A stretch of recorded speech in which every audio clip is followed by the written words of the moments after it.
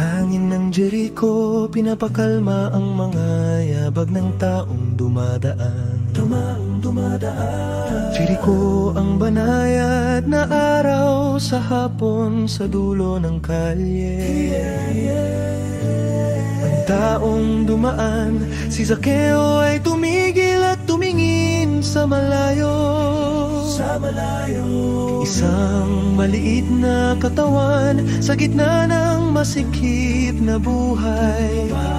Nasasabik ang pusong makita ang mukha ng pag-ibig. Umakyat siya sa puno ng sikomoro, naghihintay sa sandaling siya ay dadaan. At ang mga mata ng Panginoon ay nanatili sa pandak na lalaki, Zakeo. Bumaba ka agad, ngayon ay kailangan kong tumuloy sa iyong bahay. Yumuko ang kalangitan at bumuhos ang biyaya.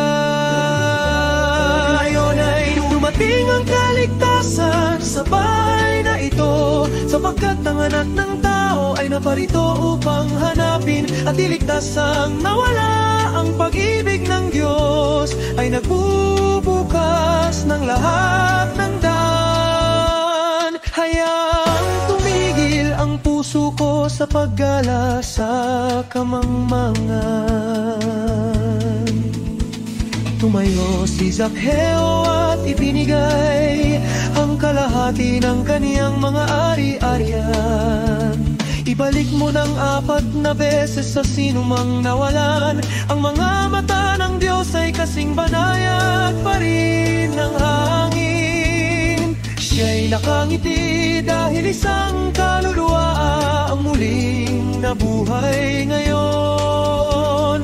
Ngayon ay dumating ang kaligtasan sa bahay na ito, sapagkat ang anak ng tao ay naparito upang hanapin at iligtas.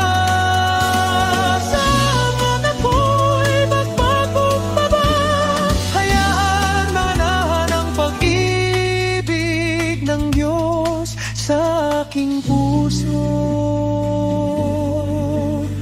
Sapagkat ang anak ng tao ay naparito upang hanapin ang nawala.